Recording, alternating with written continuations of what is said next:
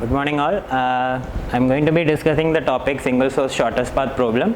This topic comes under the subject design and analysis of algorithms. This is applicable for S6 computer science as well as S4 information technology students.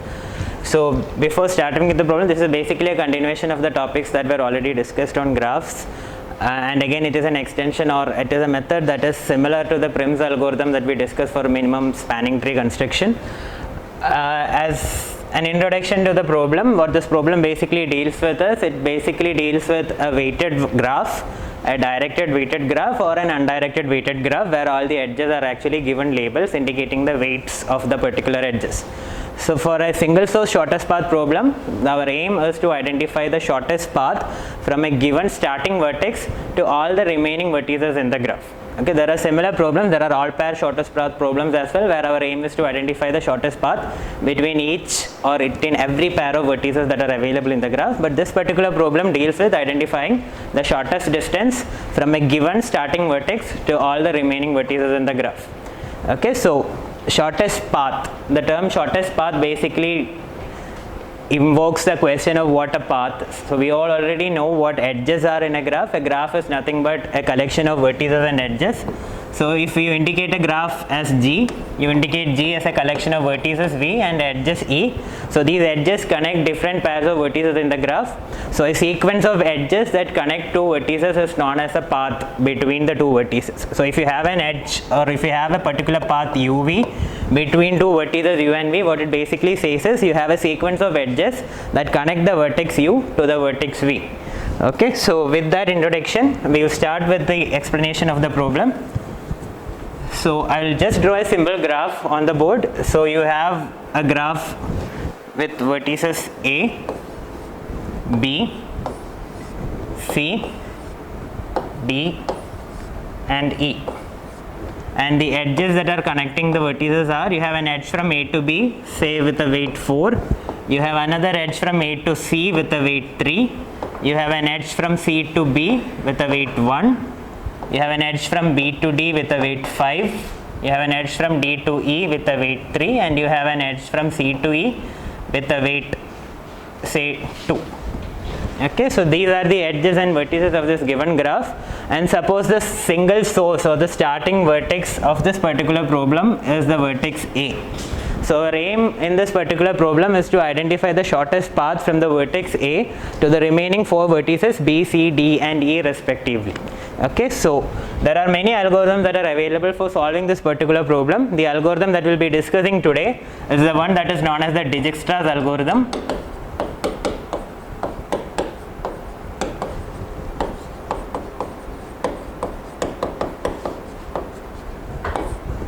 So in this particular algorithm, we'll be actually starting with the given source vertex, and we'll be updating the distances to each of the remaining vertices in the graph through a sequence of steps. Okay, so the sequence of steps that are to be followed in this particular algorithm are basically classified into 2 functions. One is the initialization function. Suppose I am indicating the initialize function as initialize. The graph given here is indicated by the letter G, and the starting vertex or the source vertex is indicated as S. Okay, so to initialize this particular graph for this particular problem, we will be assigning values to the path lengths of every vertex in the graph. Okay, so the path length or the distance indicates the distance from the source vertex to each other remaining vertices in the graph. So initially, before we started the particular implementation of the algorithm, we cannot assign, or we cannot actually calculate the distances or the path lengths of every vertex. So the distance of every vertices other than the starting vertex or the source vertex is initialized as infinite. Okay, so this is the first step that is done in this particular algorithm.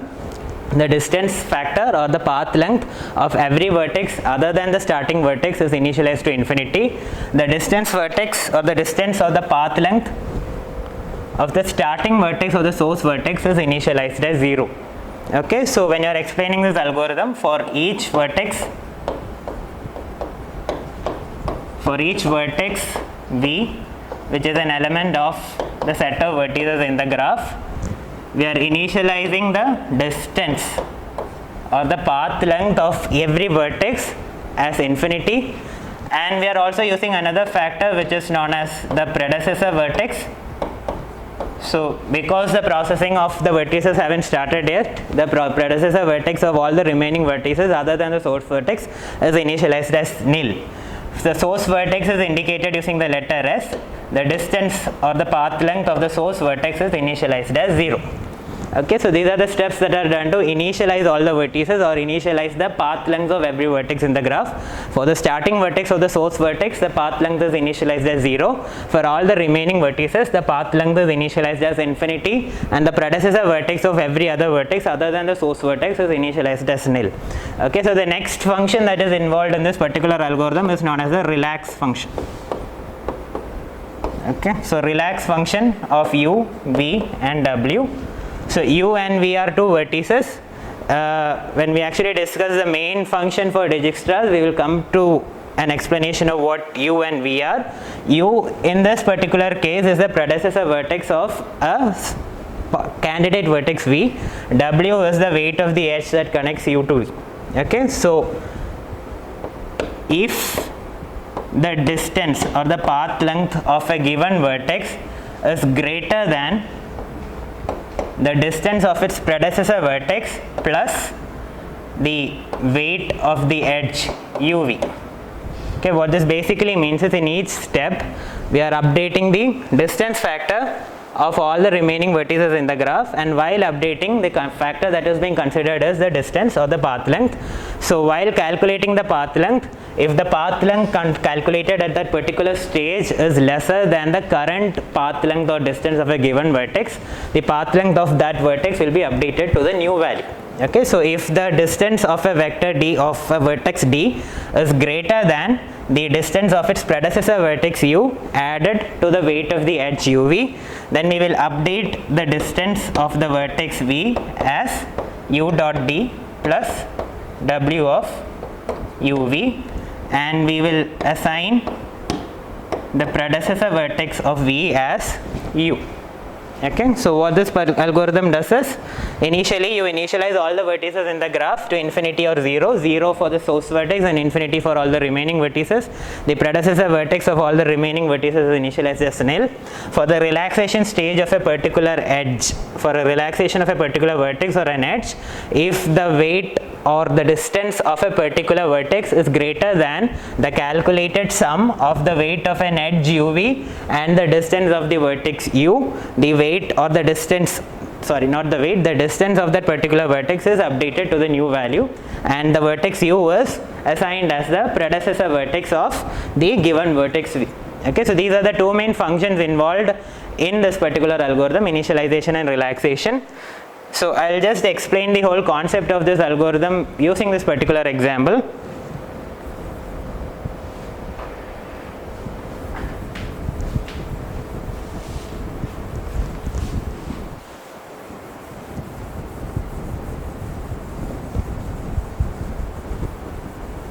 Okay. So as I said initially, this algorithm works similar to the Prim's algorithm for minimum spanning tree construction. Okay, so in the minimum spanning tree construction method, we had actually constructed a spanning tree which contained the output of the whole process.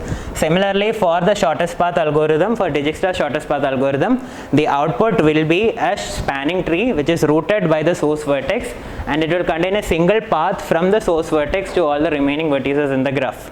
Okay, as you know, a tree consists of only a single path between any pair of vertices. So in the spanning tree that you will get as an output, you will have a single path connecting the source vertex to each of the remaining vertices, and the length or the combined weight of the edges in the path will indicate the shortest distance from the source vertex to the remaining vertices. Okay, so I will just start the process. So you will initialize the spanning tree over here. I will draw the construction of the spanning tree over here, and I will draw the updation of the graph in each iteration.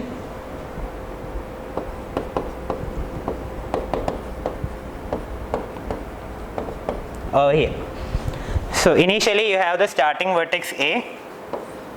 So in each iteration of this particular algorithm, what you're basically doing is you are comparing the path length of the or the distance of every vertex in the graph, and whichever vertex in the graph has the least or the minimum path length, that vertex is added to the shortest spanning tree, or the spanning tree corresponding to the shortest path probe. So in this current stage, the vertex A has the least path length, So we add the vertex A to the spanning tree or the output, and now the next step is to consider all the adjacent vertices of the given vertex A. So in this particular example, B and C are the adjacent vertices of A. So you have vertex B and you have vertex C. The distance of A to B is 4 and the distance of A to C is 3. So the current path length of A is 0, the current path length of B is infinity, and as well as C is also infinity. So based on the relaxation algorithm, using the weight of the edges that connect the vertex that is already in the spanning tree to these adjacent vertices of that given vertex in the graph, if the combined sum of the edge weight and the distance of the predecessor vertex is lesser than the path length of the current vertex, you will actually be updating the path length of the current vertex to that particular value. So in this particular case, the path length of B is infinity, but the combined sum of the weight of the edge AB and the path length of A is 0 plus 4. So 0 plus 4 is 4, and as you know, 4 is less than infinity, so the path length of the vertex B is updated to 4. And similarly, the current path length of the vertex C is infinity, but the combined sum of the path length of A and the edge AC is 0 plus 3, and as we know, 0 is also less than infinity, so the path length of the vertex C is updated to 3. Now amongst the candidate vertices B and C, C has the least path length or the minimum value of the path length, so the vertex C is added to the output, and the weight of the edge that connects A to C is 3. Now the next step is to consider the adjacent vertices of C in the graph. The adjacent vertices of C in the graph are B and E. So you have an edge connecting C to B with a weight 1, and you have the vertex E which is connected to C by an edge of weight 2. Okay, so the current path length of B is 4. If you consider the path from A to B through C, the updated path length is again 4. So because both the values are equal, you need not update the path length of the vertex B. But if you consider the vertex E, the current path length of E is infinity. But if you consider the path from A to E through C, the weight of the combined weight of the edges in that path is 3 plus 2, which is 5. And as we know, 5 is less than infinity. So the weight or the path length of the edge E is updated to 5. Now the candidate vertices to be considered are B and E. Amongst them, B has the least path length, so we add the vertex B to the graph. The weight of the edge is 4 and the path length of B is also 4. Now consider the vertices that are adjacent to B. In this particular case, you only have a single vertex D that is adjacent to B. So you have a vertex D. Its current path length is infinity. The weight of the edge BD is 5. So if we add 4 plus 5, because B is the predecessor vertex to D that is being considered currently, and the path length of B is 4. So if we add the path length of the predecessor vertex to the weight of the edge connecting that vertex to the current vertex, you get 4 plus 5 as 9. And because 9 is less than infinity, the path length of D is updated to 9. Now the two candidate vertices to be considered are E and D. Amongst D and E, E has the least path length. So you add E connected to the vertex C into the particular spanning tree. The weight of the edge C is 2. The path length of the vertex E is 5. So now you have only one vertex remaining in the graph that is yet to be added, which is the vertex D. So if you consider the adjacent vertices to D, you have vertex E as the adjacent vertex. So if you consider the path length or the weight of the edge from D to E, the weight of the edge is 3. If you add 9 to 3, you get the value as 12. 12 is greater than the current path length of E, so the path length of E need not be updated. So the only vertex that is remaining is D. So you add that particular vertex to your spanning tree. The weight of the edge BD is 5, and the value of the distance from A to D is 9. So now that all the vertices have been included, Now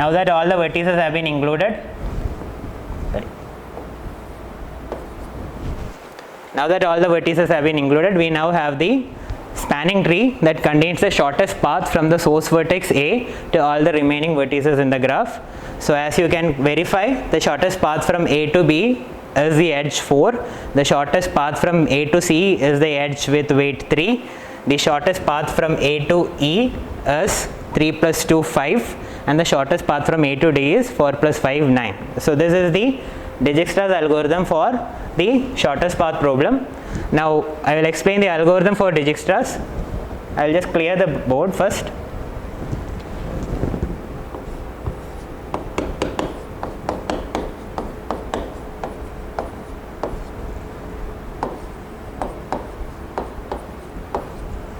So the algorithm is implemented on a graph G, where W indicate the weights of the edges and S indicates the source vertex. So the first step that we've done in this particular algorithm is we initialized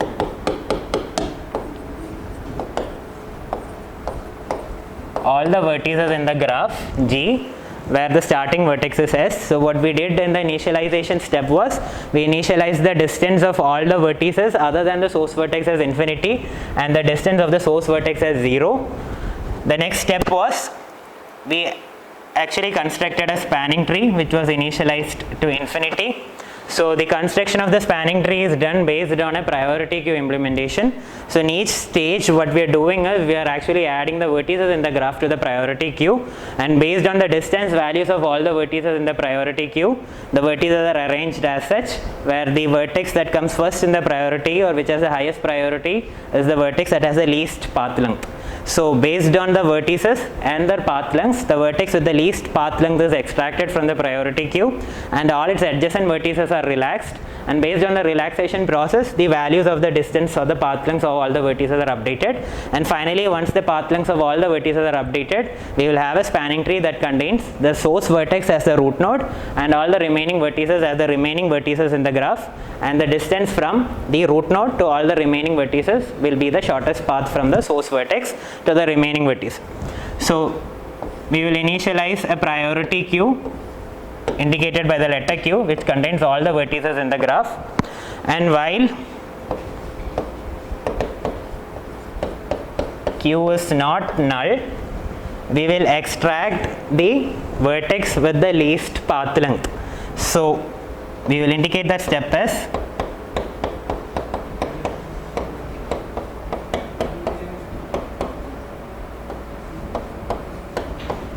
U is equal to extract min of Q, which means that from the priority Q, the vertex with the least path length is extracted and stored in the variable V, U, and then the spanning tree is updated by adding the vertex U to the spanning tree S. Okay, now the next step is to consider all the adjacent vertices for each vertex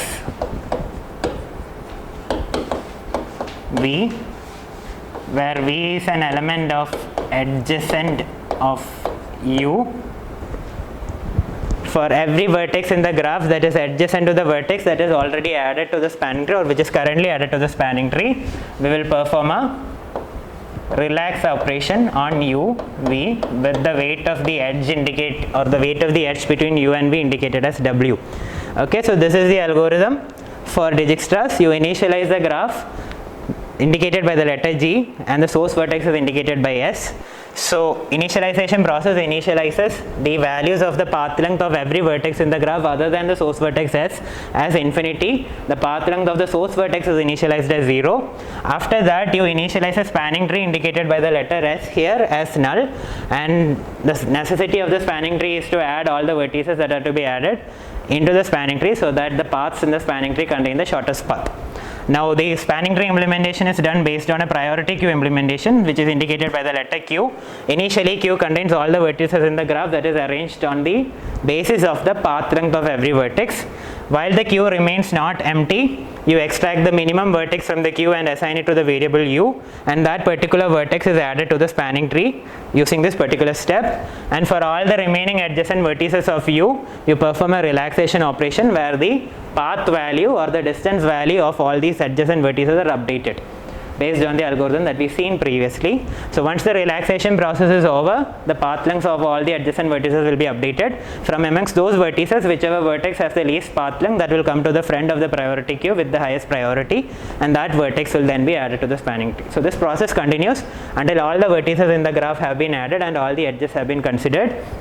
So the overall time complexity for this particular algorithm comes to the order of big of V square, where V indicates the total number of vertices in the graph. The complexity, you can improve the complexity of this algorithm to big of E log V if the graph is implemented as an adjacency list. So adjacency list implementation of the graph, when applied, or when the Dijkstra's algorithm is applied on the adjacency list implementation of a graph, you get the complexity of the Dijkstra's algorithm of big of E log V. But for a normal implementation of a graph, the complexity of this particular algorithm comes to the order of big of V square. Okay, so thank you.